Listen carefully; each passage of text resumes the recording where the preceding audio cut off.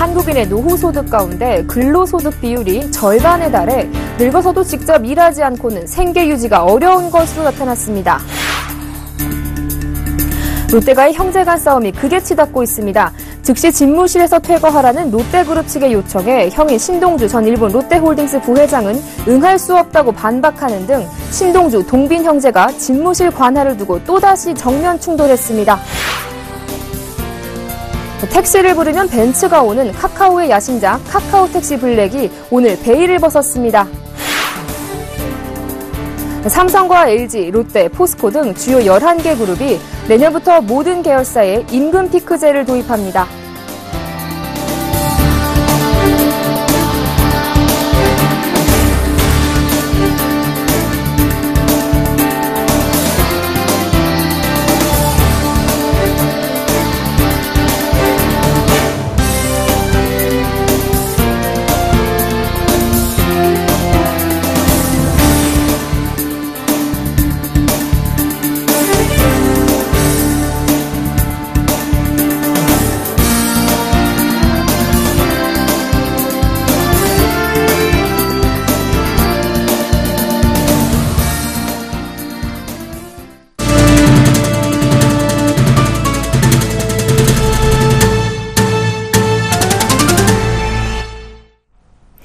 여러분 안녕하십니까? 20일 화요일 생경제 현장 오늘의 주요 뉴스입니다.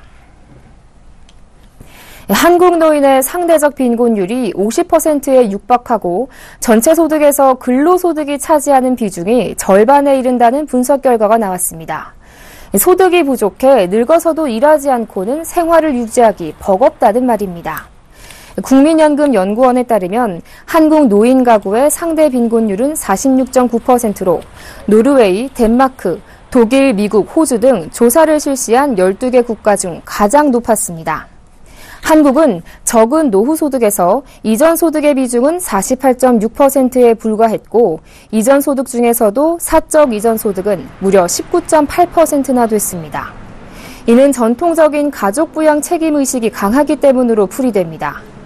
게다가 한국인의 노후소득에서 근로사업소득의 비중은 49.9%에 달해 많은 한국인이 늙어서도 일을 하며 생활비를 충당하는 것으로 나타났습니다.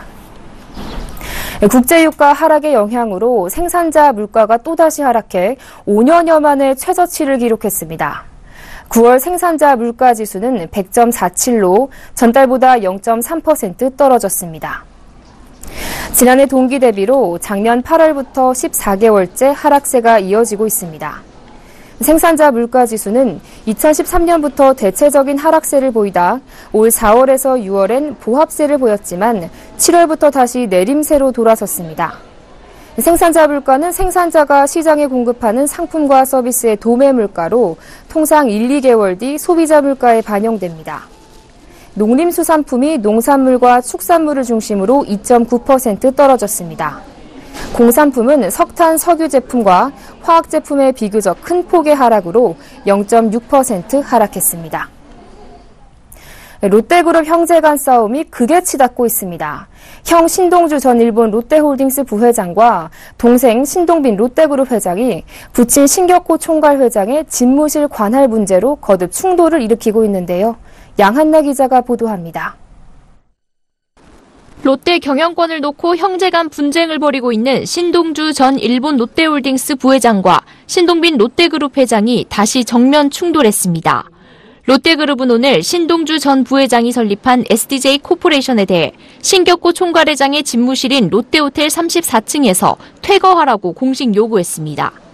롯데그룹은 신동주 전 부회장 측이 총괄회장 비서실과 집무실을 사실상 점거하고 있는 위법 행위를 더 이상 방치할 수 없다면서 전원 자진 퇴거를 요청했습니다. 특히 롯데그룹은 신 전 부회장 측이 신 총괄회장의 의사라고 설명하는 내용들이 과연 신 총괄회장의 진정한 의사인지 의심스럽다고 강조했습니다.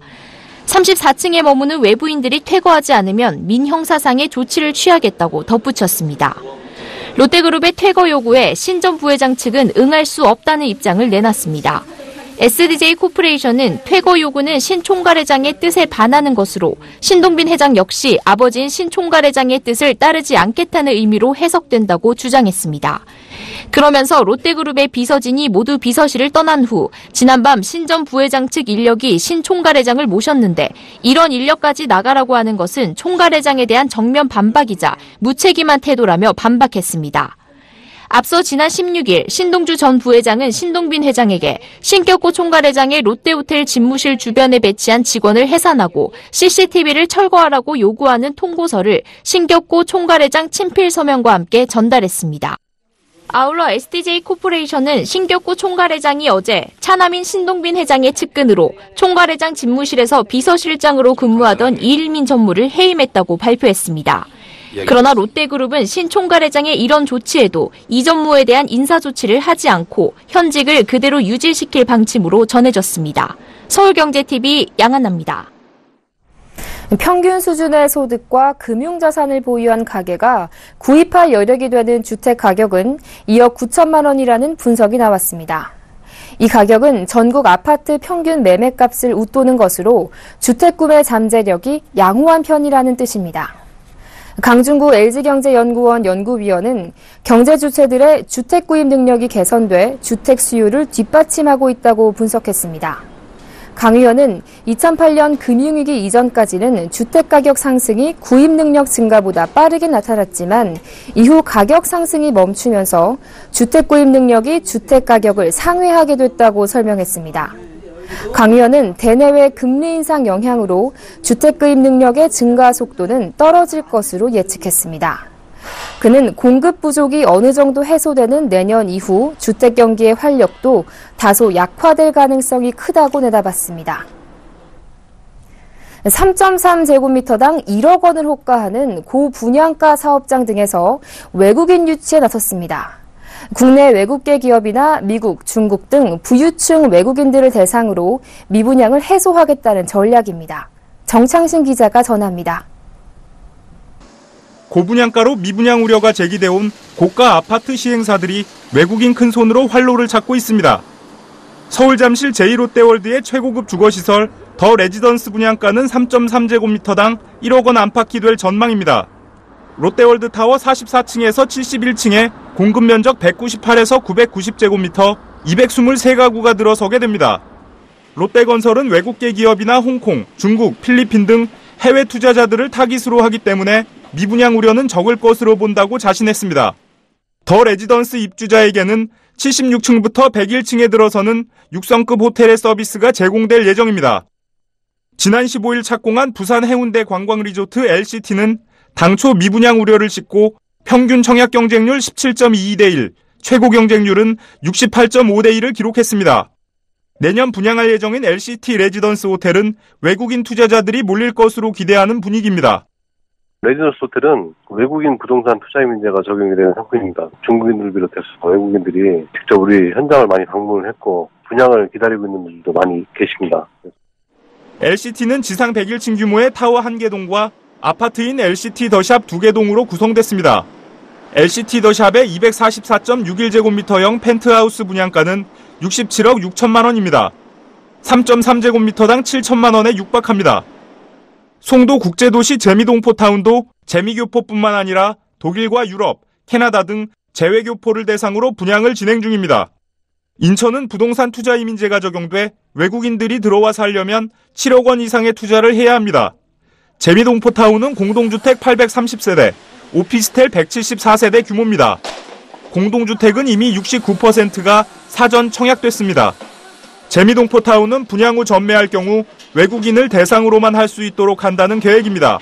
서울경제TV 정창신입니다. 중국이 3분기 6.9%의 분기 성장률을 기록하면서 올해 연간 성장률이 7%를 밑돌 가능성이 커졌습니다. 이에 따라 중국의 경제 성장률이 25년 만에 최저로 떨어질 수 있다는 전망이 나오고 있습니다. 블룸버그가 집계한 해외 투자은행들의 올해 중국 경제 성장률 전망치는 평균 6.8%로 나타났습니다. 중국의 성장률은 지난 2010년 10.6%에서 2011년 9.5%로 높은 수준을 유지하다가 2012년과 2013년에 각각 7.7%로 뚝 떨어졌고 지난해에는 7.3%로 하락했습니다. 내년과 내후년의 성장률 전망도 각각 6.5%와 6.3%로 예상돼 중국 경제의 하강 압력에 대한 우려가 나오고 있습니다. 특히 제조업 부분의 성장률 둔화세가 가팔랐습니다. 올 들어 3분기까지 1차 산업의 성장률은 3.8%, 2차 산업은 6%로 3차 서비스 산업의 성장률이 8.4%인 것에 비해 저조했습니다. 우리 경제와 밀접한 관련이 있는 제조업 부분의 성장률이 둔화하면서 중국의 경제 의존도가 높은 우리나라 역시 타격을 입을 수 있다는 전망이 나오고 있습니다.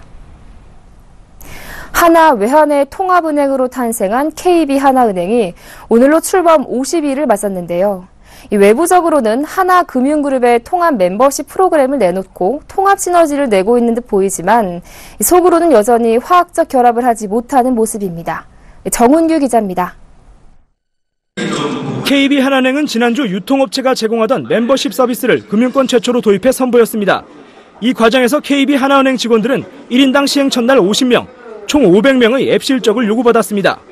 앞서 박근혜 대통령이 추진한 청년희망펀드 가입 과정에서도 강제 할당 논란을 일어 불만의 목소리가 높았습니다.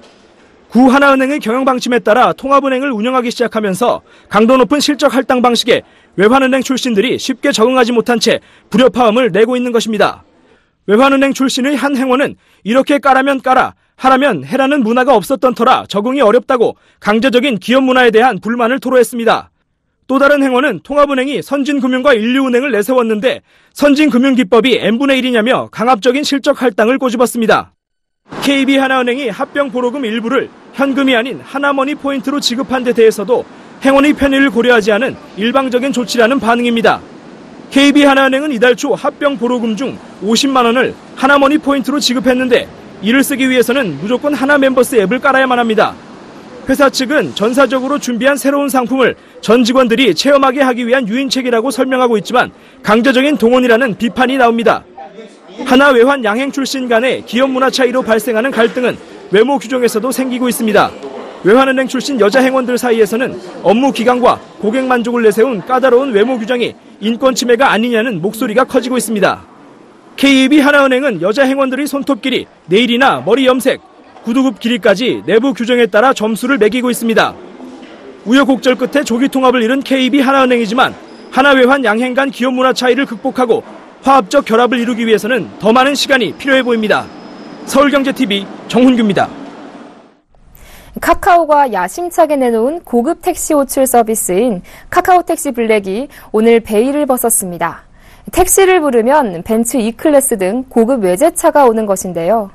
일반 택시와 차별화를 둔 만큼 요금도 일반 택시의 2배가 넘습니다. 앵커 리포트입니다. 오늘 카카오가 앱으로 택시를 부르는 카카오택시의 고급화 버전인 카카오택시 블랙을 선보였습니다. 요금을 좀 더 내서라도 좀 더 편리한 서비스를 쓰고 싶다라는 수요들이 많이 있는데 이쪽 부분이 초반의 출발점이 될 것 같고요. 사용자들한테 조금 더 편하고 새로운 서비스들을 지속적으로 제공하려고 노력함을 통해서 만족을 드리는 거에 최우선 목표로 삼고 있고요. 카카오택시 블랙은 벤츠 E클래스와 렉서스 등 고급 외제 차량으로 운영되며 호출과 예약제로만 이용할 수 있습니다. 차량 내부에는 승객을 위한 생수와 모바일 기기 충전기 등 편의 물품도 비치됩니다. 기본 요금은 8,000원으로 모범 택시의 기본 요금이 5,000원인 것에 비해 다소 비싼 편입니다. 요금은 일반 택시들처럼 시간과 거리에 기반해 책정되는데 일반 택시의 2.5배, 모범 택시의 1.5배 수준입니다. 예를 들어 종각에서 여의도까지 10km를 이동하는데 18분이 걸렸을 경우 일반 택시가 1,500원, 모범 택시는 16,200원이 드는데 카카오 블랙의 경우 승객은 26,200원의 요금을 내야 합니다. 특이한 점은 택시 내 미터기가 없고 승객의 카카오 택시 앱 안에서 거리와 요금을 실시간으로 확인할 수 있다는 점입니다. 요금은 카카오페이에 미리 등록된 카드로 결제할 수 있습니다. 탑승 시 택시 요금 결제에 쓸 신용카드를 카카오페이에 미리 등록해두면 지갑을 꺼낼 필요 없이 하차 시점에 자동으로 해당 카드에서 요금이 결제됩니다. 서비스 시작 시점에는 BC, 삼성, 신한, 시티, 현대, KB국민 등 6개사의 카드만 등록할 수 있지만 다음 달 중으로 롯데, 하나를 비롯 모든 카드를 등록할 수 있도록 할 예정입니다. 카카오는 이르면 이달 말 서울시에 인가가 나는 대로 3000cc급의 고급 차량 100대와 전문 교육과정을 수료한 200여 명의 기사를 투입해 시범 서비스를 시작합니다. 서비스 출시 이후 당분간은 출발지가 서울인 경우에만 호출할 수 있고 추후 수요 확대에 따라 다른 지역으로도 서비스를 확대해 나갈 계획입니다. 출시 200일 만에 누적 호출 건수 3천만 건을 돌파하며 성공적으로 안착한 카카오택시에 이어 카카오택시 블랙이 고급 택시 시장에서 성공을 거둘 수 있을지 주목됩니다. 서울경제TV 정한입니다. 삼성과 LG, 롯데, 포스코 등 11개 그룹이 내년부터 모든 계열사에 임금 피크제를 도입하기로 합의했습니다. 현대자동차, SK 등 10개 그룹은 내년 도입을 위해 노사가 협상 중인 것으로 나타났습니다. 주요 그룹을 살펴보면 삼성그룹은 내년부터 전 계열사가 임금 피크제를 시행할 예정입니다. 현대차그룹은 내년도 임금 피크제 도입을 위해 노사 협상을 진행 중입니다. SK그룹은 SK텔레콤, SK하이닉스 등 대부분의 계열사에서 이미 임금 피크제를 도입했습니다. 나머지 계열사들은 연내 도입을 추진 중입니다.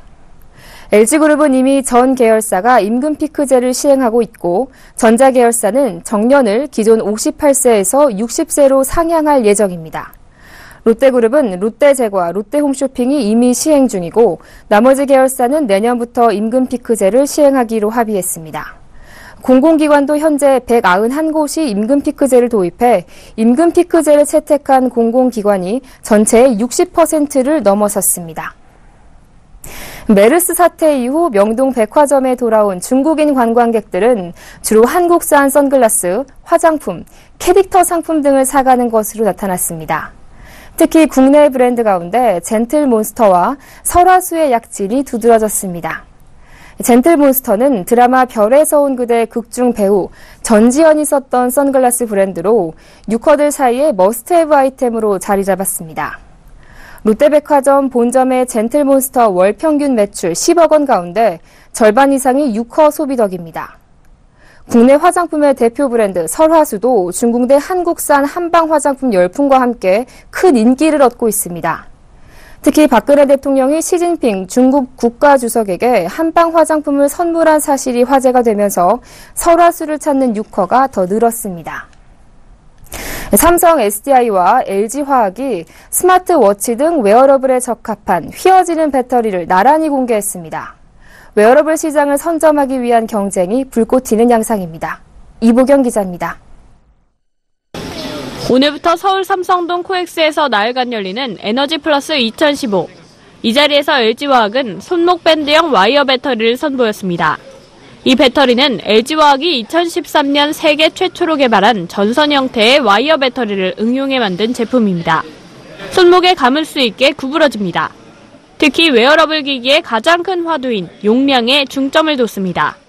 케이블 배터리는 유연하고 그런 장점이 있지만 용량이 좀 작은 단점이 있습니다. 그래서 저희는 그 용량을 증가시키기 위해서 밴드 형태의 배터리를 출시를 하였고요. 그거를 기존에 있는 스마트워치에 적용할 경우에는 용량을 2배 이상 쓸 수 있는 그런 장점이 있습니다. 삼성 SDI도 스트라이프 밴드와 밴드형 배터리를 선보였습니다. 이번에 삼성 SDI가 최초로 공개한 스트라이프 배터리는 섬유와 같이 자유자재로 휠 수 있는 유연성을 갖췄습니다. 스트라이프 배터리는 보시는 바와 같이 자유자재로 구부릴 수 있는 그러한 전지로서 목걸이라든지 그런 밴드라든지 그런 형태로 실생활에 적용할 수 있는 그런 전지입니다. 이 제품은 특히 에너지 밀도를 향상시켜 적은 부피에 큰 에너지 용량을 담을 수 있습니다. 밴드형 배터리는 스마트워치에 쓰입니다. 기존 스마트워치 줄에 밴드형 배터리를 적용하면 용량을 크게는 50% 이상 늘릴 수 있습니다. 5만 번 이상의 구핌 테스트 후에도 작동이 가능해 상품성을 갖췄다는 평가를 받습니다. 삼성 SDI는 내년 정도면 상품 출시에 나설 수 있을 것이라고 보고 있습니다. 서울경제TV 이보경입니다. KTX 산천 호남고속철의 계보를 잇는 세 번째 국산 고속열차가 출고됐습니다. 이번에 출고된 SR 고속철은 현대 로템 창원 공장에서 생산됐으며 내년 하반기부터 수서역에서 부산역과 목포역을 오가게 됩니다. SR 고속철은 승객의 안전을 위해 승하차 손잡이와 승강문 발판을 개선하고 열과 연기를 동시에 감지할 수 있는 화재 경보 장치를 장착하는 등 안전 설비를 대폭 보강한 것이 특징입니다. 총 10량 410좌석으로 구성됐으며 설계 최고 속도는 시속 330km로 KTX 산천 호남 고속철과 같습니다. 또 승객의 편의를 위해 좌석 무릎 공간을 KTX보다 75mm 늘렸습니다. 수도권 고속철도는 호남 고속철도 차량 22편과 이번에 새로 만든 SR 고속철 10편 등 32편으로 운영을 시작합니다. 다음 달부터 정부의 의료비 지원을 받는 의료급여 환자가 감기 등 가벼운 질환으로 큰 병원에서 외래 진료를 받으면 약값을 더 내야 합니다. 국제유가가 배럴당 40달러대 중반에서 안정된 가운데 최근 몇 달간 오름세였던 원달러 환율마저 하락세를 보이고 있어 주유소 기름값이 다시 리터당 1,400원 시대를 맞고 있습니다. 생활 가전기업 코웨이의 인수전이 CJ 하이얼 컨소시엄과 3호 주식펀드 칼라일 그룹 간 2파전으로 사실상 압축됐습니다. 대림산업이 경기 용인시 처인구에 짓는 이편한 세상 용인 한숲시티가 23일 견본주택을 열고 본격적인 분양에 나섭니다.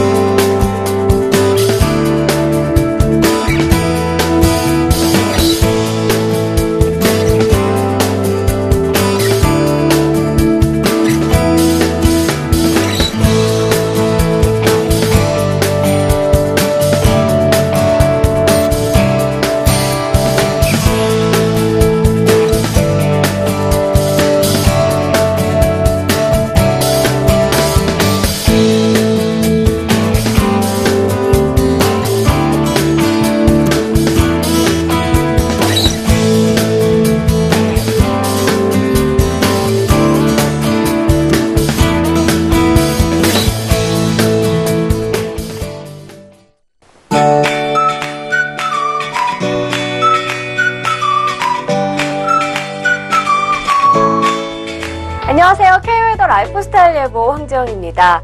내일도 청명한 하늘에 완연한 가을 날씨를 보이면서 깊어가는 가을 만끽하기 좋겠습니다. 다만 아침에는 서해안과 내륙으로 안개가 짙게 끼는 곳이 있겠고요. 동해안은 동풍의 영향을 받으면서 밤부터 흐려져 늦은 밤부터는 강원 영동과 경북 동해안에 5에서 10mm의 비가 내리겠습니다.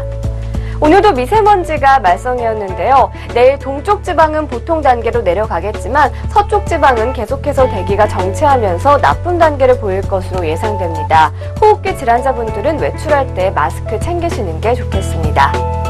내일 기온도 오늘과 비슷하겠는데요. 낮 기온 25도 안팎으로 야외 활동하기 좋겠습니다. 다만 아침과 낮에 일교차가 10도 이상 크게 벌어지니까 환절기 감기 걸리지 않게 체온 조절을 잘 하시기 바랍니다. 현재 위성 영상 보시면 전국에 구름은 없는 모습이지만 미세먼지 농도가 높게 나타나고 있고요. 동해안은 점차 동풍의 영향을 받으면서 구름이 많아지겠습니다. 내일도 중국 북동 지방에 위치한 고기압의 영향을 받겠습니다. 자세한 지역별 날씨 나절 예보로 알아보겠습니다. 전국에서 청명한 가을 하늘 감상하기 좋겠습니다. 서울 13도에서 24도, 대전 11도에서 24도로 오늘과 비슷하겠습니다. 동해안은 동풍의 영향을 받으면서 늦은 밤부터 비가 오는 곳이 있겠고 속초, 울진 21도까지 오르겠습니다. 전국 대부분 지방의 자외선 지수 약간 나쁨 단계 예상되고요. 부산과 대구 24도까지 오르면서 일교차가 크겠습니다. 바다의 물결은 남해상에서 최고 3m까지 높게 일겠고요. 동해상에서도 다소 높게 일겠습니다. 내일 밤 시작되는 강원 영동의 비는 모레 오전까지 이어지겠고요. 토요일에는 중서부 지방에 비가 내릴 것으로 보이니까 주말 계획 세우실 때 참고하시기 바랍니다. 기상정보였습니다.